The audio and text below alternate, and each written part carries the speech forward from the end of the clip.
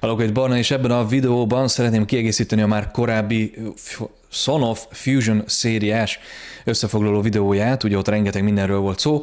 Ez egy kiegészítő videó lesz, nem fogok abszolút minden apróságba belenni, csak egy pár terméknek a részleteibe, úgyhogy ha a teljes összefoglaló érdekel, akkor mindenképp a videó leírásába nézd meg azt is, hogy mennyi lehetőség van, de nagyon röviden, tömören összefoglalva a Son of Fusion szériás termékei egy, mondjuk, hogy egy kicsit racionálisabban átgondolt, sorolható fali széria. Ugye itt vannak kapcsolók, dimmerek, rádióvezérlők, pontosabban redőnyvezérlők, ha esetleg megfelelő BIDI motorokkal rendelkezik, illetve a korábban már emlegetett probléma, hogy a fali ajzatot hogyan oldjuk meg, és a fali ajzatot hogyan oldjuk meg, hogyha nekünk csak a hétköznapi buta fali ajzatra van szükségünk, nem pedig az okosítottra.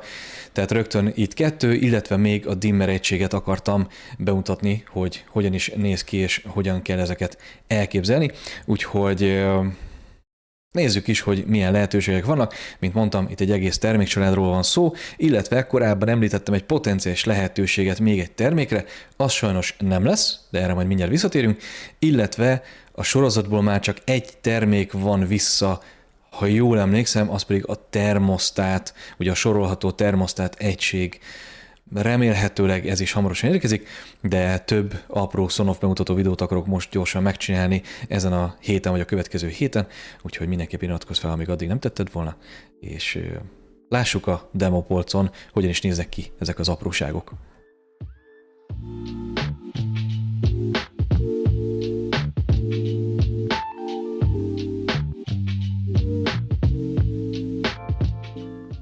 Ez most egy picikét eltérő lesz a korábbi videókhoz képest, hiszen most már csak demo polcon van, de mielőtt belemegyünk a részletekbe, mindenképpen meg akartam mutatni a termékeket, ugye alapállapotukba. Na most az okos variánsa az ajzatoknak, ha csak önmagában lenne felszerelve, akkor egy egyszerű, fehér, mattos külalakot kapott, ugye a szélén egy érintő gombos megoldással. Most azért nem érintkezik, mert valamilyen szinten már levettem ennek a felületét, amúgy egyébként látványosan nem kitüremkedő semmi extra, de ezt le is veszem, mert ugye az említett sorolhatósággal kapcsolatban ennyire könnyű eltávolítani. Mármint ennél könnyebb, csak én már lepatintottam.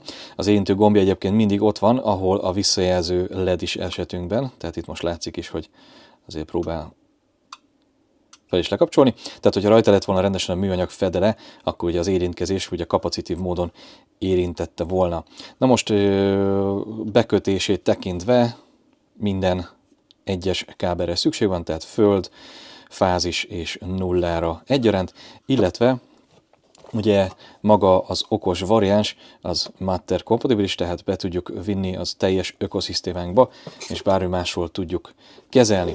Na már most a buta minta tök kategóriás, mert hát enélkül ugye az egész család halott lenne, mármint a termékcsalád.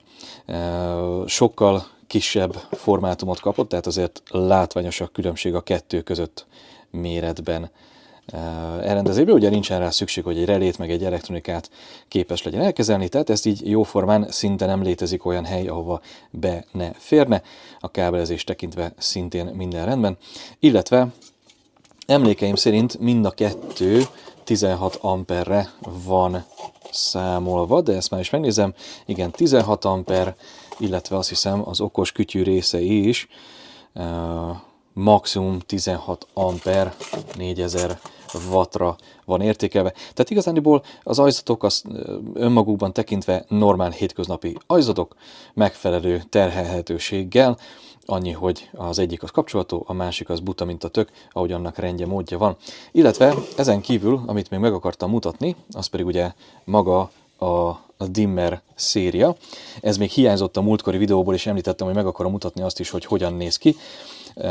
Mint a korábbiban már említettem, a kis picike kitüremkedés, vagy legalábbis egy ilyen banán jellegű formátumot hoznak, ugye így látszik is oldalról, hogy látható legyen a 3 gomb közül, melyiket és hogyan szeretnénk kezelni, ennek majd ezért belemegyünk a szoftveres részébe is egy picikét, illetve a háttérben a már jól megszokott mini szériás relék egyike található. Ugye ennek az a szépsége, hogy van mind Zigbee-s, mind Wi-Fi és Wi-Fi, vagy legalábbis Mother over Wi-Fi kompatibilis variánsa is. Ha pedig valamilyen oknál fogva a jövőben mi az egyik szériával indítottuk, de nem tetszik, akkor pedig természetesen, egy picit följebb visszük a kamerát, akkor pedig természetesen a szokásos módon csak egy arra hivatott relét kell megvásárolnunk, és a relét a szokásos módon, meg is próbálom egy picit kiszedni, hát ha sikerül, ezt mondjuk nem az ujjammal kellene, de mindegy, megpróbáljuk. Hát ha sikerül. Csak nehéz nem megfeszegetni rendesen a dolgot. Na mindegy. Az előző videóban megmutattam. A lényeg, hogy a két kis pöcköt eléggé fölfelé tartom, ugye látványos, és alulról ki kellene tudnom döfni, csak az ujjam nem fér be megfelelően oda, hogy elég nyomást, úgyhogy ezt érdemesebb inkább egy csavarhúzóval. Lényeg, hogy kipattint vissza, hogyha mondjuk a Wi-Fi-sünk van és Zigbee-t akarunk, akkor a Zigbee-s relét kicseréljük. Voilà. Tehát ez a része ugye a sorolás tekintve, pedig már a korábban mutatott, vagy említett soroló kereteket tudjuk használni annak érdekében, hogy a konyhától elkezdve bárhol használható legyen. De váltsunk is vissza a képernyőre, és nézzük meg a technikai részleteket, illetve hogy mi a marketing része a dolgoknak, mit is kellene tudnia ezeknek az eszközöknek. Szóval, mint említettem, megnéztük ugye a demo polcon magukat, a termékeket, hogy milyen is megtapogatva a méretre. Szerintem nem volt semmi varázslatos érdekesség benne. A méretek miatt volt érdekes, hogy a két ajzat szerkezetileg hogyan is kell kinéznie. Na most a méretét tekintve egyébként bele kell, hogy férjen egy 60-as süllyesztett dobozba, tehát hogyha bárhol felújítás közben már a süllyesztett szerelődobozokat használjuk, amit egyébként erőteljesen javasolt minden egyes felújításnál, független ezektől az eszközöktől, akkor gond nélkül működni fog benne, de térjünk is át inkább a weblapos marketing szövegre. Na most, talán a legfontosabb, ugye az okos ajzat ára, hogyha a gyártó oldalát nézzük, akkor 21,72 euró így hirtelen formátumban. De már most, hogyha van éppen aktuális kuponkód, amit tudok adni, mert kaptunk, azt mindenképpen elhelyezem a videó leírásában, tehát érdemes azt megnézni, illetve hogyha hazai forgalmazóról tudok, akkor azoknak is a linkjét elhelyezem a videó leírásában. Ha ezt nem tettem meg, szóljatok rám a kommentekbe, és mindenképpen pótolni fogom. Ugyanakkor ugye a legkritikusabb kérdés egy ajzat esetében, hogy jó, de nekünk a buta kell, mert mondjuk van egy okos, és mondjuk mellette 2 buta, amire szükségünk lenne, az mennyi? 7,5 euró, ami nem okvetlen a legolcsóbb eszköz, de ugyanakkor, hogyha bármilyen buta más gyártó termékét nézzük, akkor azért annyira nagyon nem mondhatjuk, hogy sokkal drágább lenne bárminél, hiszen a bizonyos gyártóknak az Asphora szériája is már azért relatív költségekkel jár. Ugyanakkor, ugye, mint beszéltem, most így hirtelen csak a Zigbee dimmert nézzük, ez 32 euró, tehát hogyha esetleg szükségünk van a világításunknak a megfelelő fényerő szabályozására fölle, illetve egy általánosított föllekapcsolás, vagy előre beállított fölkapcsolásra, akkor ugye azt is lehetséges. Na de, egy picit még újdonság nekem, hogy mindenre felugrik a felső menü. Nézzük meg, hogy úgy nagyjából mit is kellene tudnia papíron, hiszen mondtam már, hogy a 16 amper, amit el kéne bírnia terheltségben, ugyanakkor ez annyira sokat nekünk így hirtelen nem mond, hogyha a többi részlet nem ismert. Ez egyik legfontosabb ugye maga a Matter kompatibilitása, tehát hogy maga a teljes Matter hálózatunknak részévé tudjuk alakítani, így hogyha bármilyen más, mondjuk Apple Home vagy Google Home rendszereket használunk odahaza, akkor természetesen abban is gyönyörű szépen meg fog jelenni. Ezen kívül itt most legalább kapunk egy jó kis rálátást, hogy milyen a soroló keretekkel is, akár kiegészítve egyéb eszközökkel. Maga ugye a gomb széria, ugye az 1-es, a 2-es, illetve a felle mondjuk a redőny mozgatásához, illetve az előbb említett dimmer okos, illetve bocsánat, itt a kétfajta ajzat, illetve majd még lesz egy gyors összefoglaló erről a 4-es Zigbee okos gombról, végülis nevezhetjük gombnak. A lényeg, hogy egy ilyen bárhova vihető gombról van szó, nagyon jó egyébként, sok mindenre lehet használni, tehát mit is kell elképzelnünk. Ugyanakkor ugye maga a szoftveres részére is majd mindjárt megmutatok egy pár dolgot. A lényeg, hogy ez is képes a fogyasztásunkat annak megfelelően trackingelni, mind az aktuálisat, mind a történelmi szempontból, tehát vissza tudunk menni az aznapira, a heti, havi vagy éves felbontásba, illetve ezt tudjuk exportálni.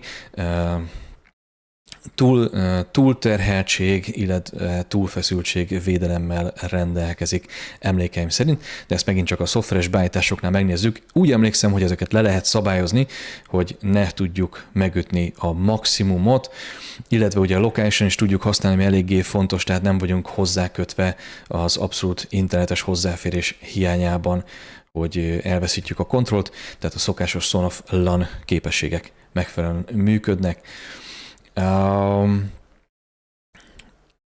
Hát igen, mondjuk egy pár apróság azért érdekes. A Child Safety Lock része az most így hirtelen passzolom, hogy mit is akarnak ezzel na mindegy. Lényeg, hogy a gyerekzárat azt nem egészen értem, hogy ilyen formában mit jelent, hiszen ahhoz bele kéne tennünk egy kis gyerekzárat, kis műanyag valamit, hogy ne tudjon bele turkálni. Ugyanakkor a védelem az állítólag létezik. Ettől függetlenül, ami fontos, ugye a túlterheltség, vagy a hirtelen tüske elleni védelem, illetve hogy maga a műanyag, amiből készült, az elvileg tűzálló, csak a biztonság kedvéért, illetve a megfelelő állítólagos garanciát vállalják rá. Ezen kívül, ami még itt a marketing rizsából érdekes lehet, nézzük is meg, itt csak ugyanazokat a dolgokat elmondja még párszor. Tök jó időzítések, stb. Ezt majd a szoftveres képeknél megnézzük, hogy mi is van a szoftveren belül. Csak a marketing rizsa található itt meg egyelőre. Jó, szerintem igazániból innentől fogva mehetünk át a szoftveresre, illetve, bocsánat, itt még ennyiből jó, hogyha lejövünk a leges legaljára. Technikai adatok, tehát méreteket tekintve, mint említettem, a 60-as, ha lehetőség van rá, akkor a süllyesztett, de elvileg a normálba is bele kellene, hogy férjen, süllyesztett szerelődobozba kényelmesen el fog férni mindennel is, illetve a terhelhetőség, illetve az egyéb szabványokat tekintve egy teljesen hétköznapinak mondható termék, tehát semmi extrém, egyértelműen hétköznapi belső felhasználásra van kitalálva, úgyhogy nem biztos, hogy a garázsban érdemes használni, ahol nyáron akár az 50 fokot is eléri, hogy esetleg klasszikus garázsról beszélünk, vagy bármi hasonló, és ott akarjuk mondjuk a gérvágót használni pár órán keresztül rajta. Nem javaslom. Ezen kívül más infónk így hirtelen nincs, úgyhogy szerintem nézzük meg, hogy mi van a tradicionális ajzattal kapcsolatban. Ő, ha jól sejtem, akkor ugyanaz lesz, mint az előző, annyi különbséggel, hogy buta, mint a tök. Tehát nem szabadna, hogy találjunk bármit azon kívül, hogy fölszerelhető a falra, vagy beszerelhető a falba. Igen, tehát igen, buta, mint a tök, ennyi. Tehát azt tudja, amit gondoltunk. Megfelelő mennyiségű terhelhetőség, semmit nem tud, mint bármi okos kütyű. Ez csak egy ajzat, úgyhogy ennyiből jó. Nézzük meg a dimmerről, mi a marketing rizsa, és akkor menjünk át tényleg a szoftveres részére. Megmutatom, hogy a szoftverben milyen beállítási lehetőségek vannak, és akkor utána konkluzálhatjuk, hogy tetszik-e nekünk egyáltalán, vagy bármi, illetve, mint említettem, még van egy kis extra információ. Szóval maga a Zigbee-s, illetve ugye a Matter-képes Wi-Fi-s dimmer lehetőség, tehát hogyha a különböző eszközöket nézzük, akkor ugye a Matter over Wi-Fi, illetve a Zigbee-s dimmer fényerő szabályzó, vagy fényerő kapcsoló. Ugye ez 3 gombos, tehát nem csak föl és lefelé tudunk vele kapcsolni, hanem van egy középső gombja is, pontosan annak érdekében, hogyha csak simán fel-le, vagy úgy emlékszem, hogy be lehet állítani egy előre beállított értéket, tehát az előző beállított értéket fogja automatikusan használni, és akkor annak megfelelően lehet kezelni. Ami ugyanakkor érdekes, ugye ezen a képen is látszik, hogy milyen milyen terhelhetőség, vagy milyen típusú terheléseket, vagy fényforrásokra van méretezve. Ez bőségesen elegendő kell, hogy legyen nagyjából minden otthoni felhasználásra, annak érdekében, hogy ne kelljen gondolkozni ezeken vagy legalábbis ezen a részén. Maga a szerelhetőséget tekintve ismételten Fusion széria, levesszük róla az egyszeres műanyag burkolatot, és be tudjuk tenni egy sorolóba, tehát hogyha arra van szükségünk, akkor tényleg a szobában, ajzat mellé és így tovább bárhol fel tudjuk szerelni, annak megfelelően, hogy mire van szükségünk. Nézzük egy picit a részletekbe bele. Egyrészt ugye Zigbee 3.0-ás, legalábbis ebben az esetben, egyéb esetben ugye Wi-Fi 2,4 GHz-es lenne a másik variánsa, ugye BGN annak megfelelően, nem mint hogyha túlzottan nagy sávszélességre lenne szüksége. Egyrészt fogyasztásmérésre képes állítólagosan, ezt majd megnézzük az appban, illetve ami viszont számunkra fontos, ez a trailing edge dimming része, tehát maga a működési elve alapján nem csak rezisztív vagy halogén izzókat képes meghajtani, és nem annyira ledeket, hanem ebben az esetben a kompatibilitás miatt mind halogén, rezisztív vagy LED drivereket is képes normálisan kezelni, vagy fényforrásokat képes normálisan kezelni, éppen ezért ugye a széles kompatibilitása, úgyhogy emiatt nem kell aggódnunk. Maga a fényerő beállítás és egyebek, ez már inkább ugye az app controllerra vonatkozik, tehát a százalékos alapú beállítások, előzetes preseteket tudunk csinálni, vagy automatizációkat beállítani, időzítéseket és hangalapú vezérlést. Most a hangalapú vezérléset, ez ugye megint egy ilyen érdekes kérdés. A lényeg, hogy össze tudjuk kötni más rendszerekkel is.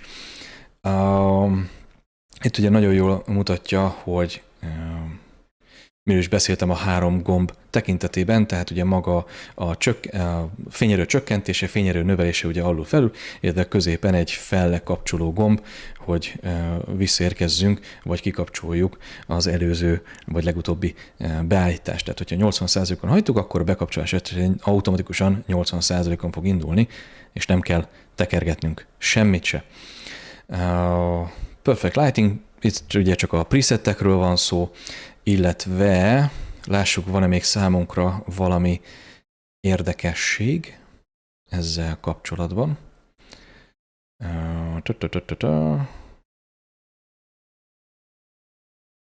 Igazándiból megint csak a szokásosan szükséges gyártási minőségről a marketing rizsa, illetve ez még kivételesen fontos, most ugye együtt először nézzük meg a leírását ennek az eszköznek. Általában az ilyen konstans bekötött eszközöknél, nem mindegyiknél, de ebben az esetben is remek lehetőséget kapunk azzal remek lehetőséget kapunk azzal, hogy ez is egy router eszköz, vagy egy jeltovábbító, tehát mivel állandó áramforrásra van kötve, ezért maga ez a dimmer is, ha a Zigbee 3.0-ás variánst választjuk, és nem a Wi-Fi-st, akkor a többi Zigbee szenzor számára egy jeltovábbítóként képes működni, annak érdekében, hogy ki tudjuk bővíteni a hálózatunkat. Egyébként érdekessége, attól függően, hogy milyen hubot használunk. Én ugye a Zigbee Bridge Ultrát használom most már egy jó ideje, sőt itt ugye pont arról is van szó, ezt is a csatornán találsz róla információt, illetve a weblapon is. Azon keresztül a Zigbee eszközeinket már gyönyörű szépen lehet továbbítani egy Matter hálózatba, tehát hiába Zigbee-s az eszközünk, az összes Zigbee-s eszközünket képesek vagyunk egy Matter fabrik vagy a Matter hálózatba továbbítani, mint hogyha amúgy részei lennének, mint hétköznapi Wi-Fi-s eszközök, illetve hasonló módon egyébként Home Assistant integráció is működik. Lássuk, van még a marketing rizsából bármi vissza, ami számunkra fontos lehet. Igazándiból csak annyi, hogy az EV-Link appon keresztül tudjuk a legtöbb beállítást és egyéb advanced dolgot megtenni. Minden más igazándiból mindenhol máshol működik, tehát ezekből nem lesz probléma. illetve ugye a két variáns közötti eltérés, ha volna, de igazániból nincs. Tehát, mint említettem itt ugye a Zigbee-snél, hogyha van egy Zigbee-s olyan hubunk vagy bridge-ünk, mint mondjuk a Zigbee Bridge Ultra, ami ugye egyébként képes a Matter hálózatokba való becsatlakozásra, akkor tudjuk a Zigbee-s eszközeinket azon keresztül továbbítani a többi hálózat felé. Ha a régebbi Zigbee Bridge P vagy Performance, vagy nem tudom mi volt a korábbi verziónak a neve, ha azt használnánk, az ugye erre nem, az ezzel nem kompatibilis, az erre nem képes, tehát ugye abban az esetben azt nem tudjuk használni. Viszont tekintve a részleteket igazából mind a kettő betűre pontosan ugyanazt tudja, csak maga a csatlakozási formátum az más. Úgyhogy szerintem ez az a pont, ahol ismételten csak ugye a technikai extra részletek, ez az a pont, amikor megnézhetjük nyugodtan, hogy mi is van az applikáción belül, milyen beállítási lehetőségeink vannak, és akkor utána befejezhetjük ezt a videót, látva, hogy egyébként vannak-e azok a beállítások, amiket amúgy keresünk. Úgyhogy térjünk is át az applikációra, és nézzük meg, hogy mit tudnak. Szóval nézzük is akkor az applikáción belül, hogy milyen lehetőségeink vannak. Ugye most itt az első, az maga az ajzat, legalábbis a Wi-Fi-s okos ajzat, amit hozzáadtunk. Egyrészt ugye a szokásos kapcsolási lehetőségünk megvan, másrészt az aktuális fogyasztást kellene látnunk annak érdekében, hogy mi is van szó, illetve kaptunk rögtön kezdésképpen egy frissítést annak érdekében, hogy a legutóbbi lehetőségek elérhetőek legyenek. Ezen kívül megvan a szokásos mind időzítés hozzáadása, hogyha szeretnénk valamit kicsit messzebbről is megfelelően működtetni. Ugye a visszaszámlálós lehetőség, illetve az inching lehetősége annak érdekében, hogyha valamit finom hangolni szeretnénk. Ezen kívül maga a fogyasztásról a mai napot, illetve az előző, vagy legalábbis ezt a hónapot is láthatjuk összesítve, illetve a részletekbe be tudunk menni, hogy a heti, havi vagy évi részleteket lássuk, illetve hogyha beállítunk, akkor ugye tudunk árazást is, vagy legalábbis pénzügyi statisztikát is látni annak érdekében, hogy mit szeretnénk, illetve ennek meg tudjuk adni maga a pénznemformát, illetve az árazását. Most azért ez annyiból ciki, hogy ez csak egyetlen egy relatív statikus megoldást tud, tehát hogyha ezzel rendben vagyunk, akkor minden a legnagyobb rendben. Ezen kívül most itt próbálok hozzáférni a menühöz, itt a felvételi menüt leszámítva. Ja, működik. Tehát a szokásos elnevezés, maga a firmware frissítéssel kapcsolatban tudunk ugye plusz információhoz jutni, user manual, ha esetleg szükségünk lenne felhasználói segédletre, milyen formátumban szeretnénk ezt mutatni az applikáción belül, hogy tudjuk, hogy pontosan milyen formátumban használjuk ezt. Ugye az automata frissítéseket szeretnénk-e bekapcsolni, vagy manuálisan szeretnénk a frissítésekkel foglalkozni. Melyik szobához rendeltük hozzá, ugye, hogyha szeretnénk megosztani bárkivel a családon belül ennek a szerkesztését vagy kezelését, illetve ugye a közös eszközcsoportok létrehozása, a LAN control, hogy offline internettől függetlenül is tudjuk kezelni, mint az összes többi eszközünket. És akkor innentől kezdődik igazából az izgalmasabbik része, ugye ez a threshold settings. Hogy miért angolul van kiírva minden, ez egy nagyon érdekes történet. Ugye magyarul is tud alapból az applikáció, csak vannak nagyon furcsa fordítások, és van, aki angolul használja így is, úgy is, éppen ezért mutatom angol nyelven továbbra is.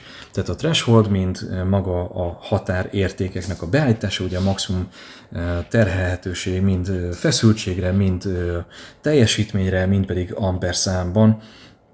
Tehát, hogy hány amper, hány volt és hány watt esetén szeretnénk, hogyha azért lekapcsolna, védve nem csak a háztartásunkat, de magát az eszközünket is, és itt tovább. Tehát ezeket érdemes beállítani, ha esetleg olyan eszközzel dolgozunk, ami tudjuk, hogy nem kellene bizonyos szint fölött fogyasszon, vagy értékeket kapjon.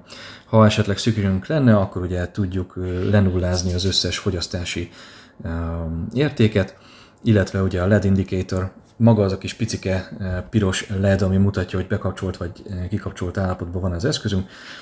Tehát nagyon-nagyon fontos az, hogy legyen egy éjszakai mód, mondván ekkor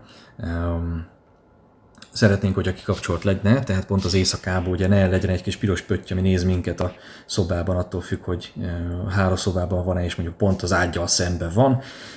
Van, akiket ez rettenetesen tud zavarni, engem speciál nem, de ha estére kikapcsolható, az egy nagyon hasznos dolog. Charging Protection része. Itt igazából be tudunk kapcsolni egy úgymond védelmet, de a leírásában ott is van, hogy turns off the plug when charging power remains below 3 watts. Tehát, hogyha befejezte mondjuk a telefonunknak a töltését, mert ugye éjszaka rajta hagytuk a töltőn, és a töltési teljesítmény 3 watt alatt van több mint 40 percig, tehát már abszolút nem is kellene tölteni a telefonunkat, akkor mondjuk ezt az értéket ugye finomra tudjuk hangolni, illetve az időtartamot is be tudjuk állítani, akkor kapcsolja le magát az áramforrást ennek a töltőnek, annak érdekében, hogy a telefonunkat, vagy bármilyen, akár iPad-et, vagy bármi mást szeretnénk megvédeni. Ugye a Wi-Fi beállítások, ez megint egy hasznos dolog, hogyha hirtelen újra kell állítanunk.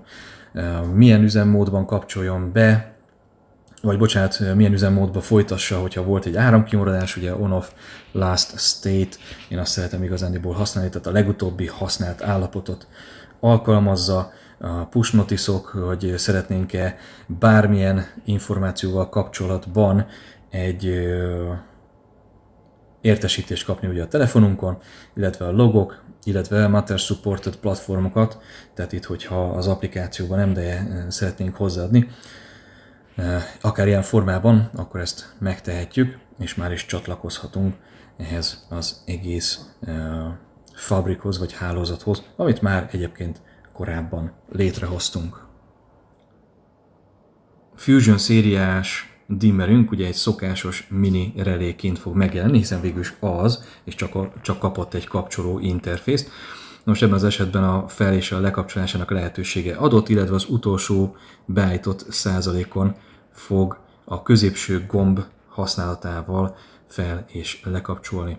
Menjünk is be magára az eszközünknek a beállításnak a lehetőségére. Egyrészt szól, hogy azért nem ártana kalibrálni, hogy úgy nagyjából hol is és hogyan is vannak a dolgok.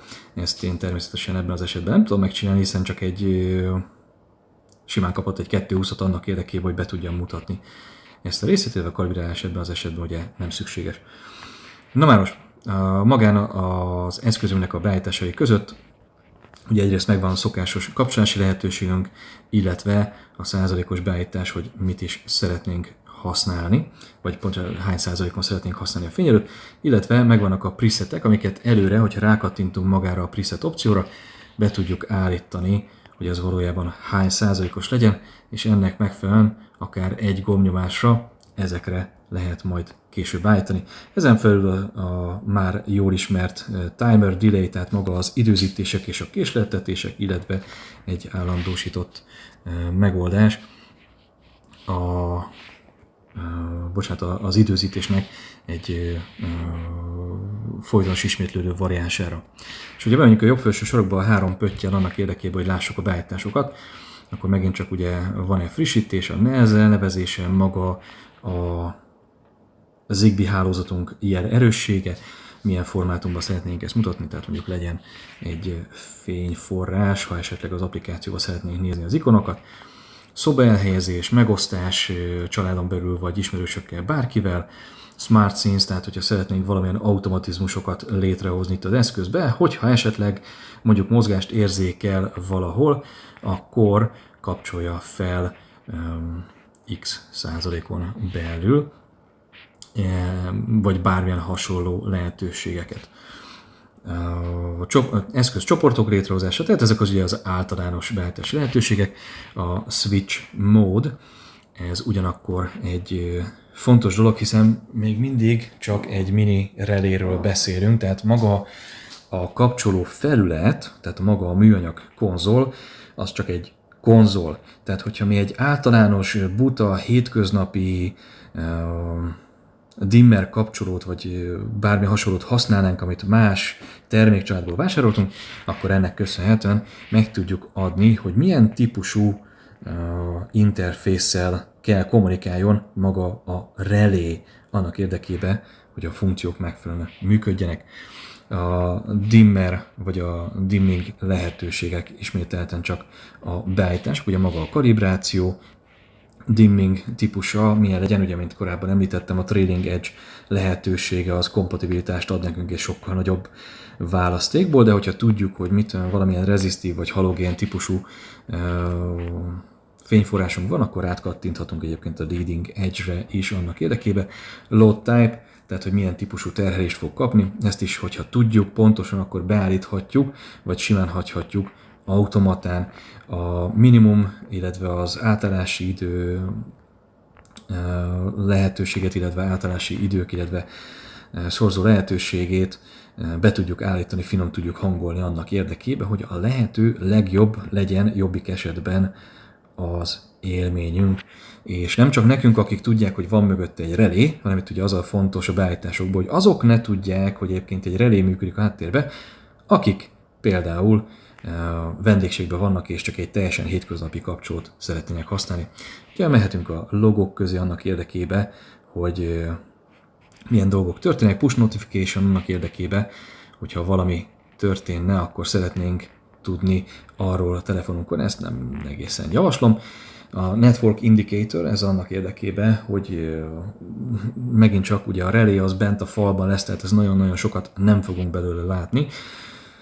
Ha valamilyen furcsa oknál fogva pedig szerelünk, vagy bütykölünk vele, akkor annyiból jó, hogy látjuk, hogy egyébként hálózaton van, vagy éppen keresi önmagát, hogy hol is van a Zigbee hálózatunkon belül. A szokásos Power on State, tehát hogy milyen módban kezdje áramkimaradás esetén, hogy bekapcsolt, lekapcsolt, vagy legutóbbi állapot. Inching lehetőségek, pilot funkcióknál, ugye beszéltük, hogy ez egy routerként, vagy Zigbee jelerősítőként tud funkcionálni. Na most szabályozás, Európai Uniós szabályozások miatt ugye bizonyos decibelre le van korlátozva, de ezzel a turbo móddal fel tudjuk dobni a fizikai eszköz egy sokkal magasabb állapotára, hogy milyen Zigbee jelet szeretnénk vele sugározni, vagy elérni.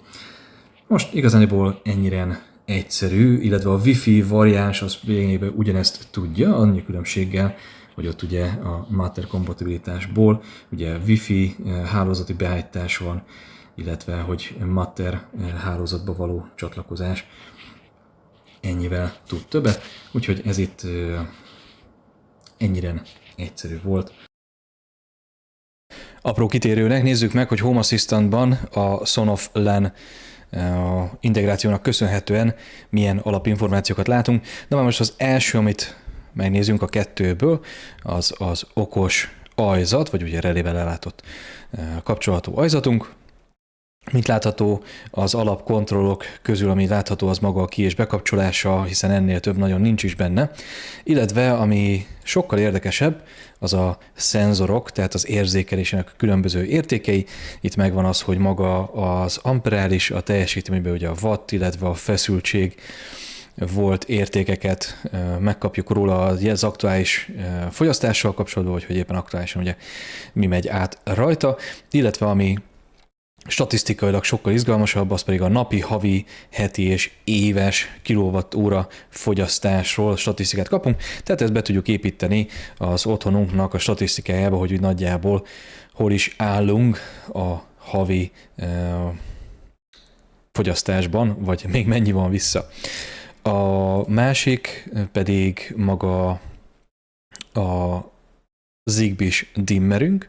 Most ez egy Zigbee-s állapotban, bekapcsolható, kikapcsolható, és lényegében ennyi volt. A konfigurációknál igazándiból 3 kikapcsolt entitással találkozhatunk, tehát így egyelőre még nem sok minden van a finom hangolásokkal kapcsolatban. Meglátjuk, hogy a Sonoff LAN-nak is későbbi verziójában ha lesznek extrák. Ugyanakkor ez az alap Sonoff LAN integráció, ugye ez a Haxos vagy a Home Assistant Community szolgáltatásain keresztül érkező integrációs eszköz, vagy lehetőség, ez is ugye a csatornán megtalálható, hogy 2 különböző módon is lehet integrálni a Sonoff eszközöket. Én továbbra is ezt a verziót javaslom. A lényeg, hogy ilyen formában elérhető, és látványos, hogy ha más nem, de a számunkra fontos dolgokat így is úgy is tudjuk kezelni. Szóval konklúzióképpen, illetve egy kis apró kiegészítő információként gondoltam megtalálom a nagy Fusion szériás fotót. Ugye ezt egy picit megváltoztatták a legutolsó videóm óta, nem is véletlenül, hiszen azóta rákérdeztem, hogy mi volt az a nagy 10 colos NS Panel Pro a kép elején, ami látható volt. Sajnálatos módon ez nem, vagy legalábbis nincs a tervekben a jelenlegi alkatrész árak miatt. Ettől függetlenül egyébként hamarosan kidobom a következő bemutató videómat, ugyanis az NS Panel Pro Gen 2 megjelent és elővásárolható, tehát azt is érdemes majd megnézni, hogy esetleg ott tartunk. Valóban az összes olyan dolgot beletették, amit a visszajelzések alapján adtunk, mint együttes közösség, úgyhogy ez nagyon jó. Szóval a 10 colos NS Panel Pro sajnálatos módon nincs a tervekbe jelenleg. Remélhetőleg majd a jövőben ez megváltozik, de a képet változtatták, és látszik is, hogy nagyjából jelenleg mik azok, amik elérhetőek. Ugyanakkor még egy dolog innét hiányzik, az pedig a termosztát nevezetű, remélhetőleg nem egy szörnyeteg lesz.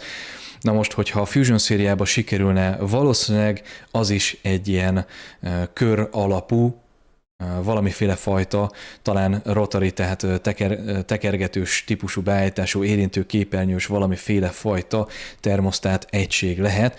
Ez még vissza van az ígértekből, és erre azt mondták, hogy ez érkezik hamarosan, úgyhogy remélhetőleg arról is mi hamarabb tudok majd információt adni, és nem úgy megcsúszva, mint hogy ezeknek az apróságoknak.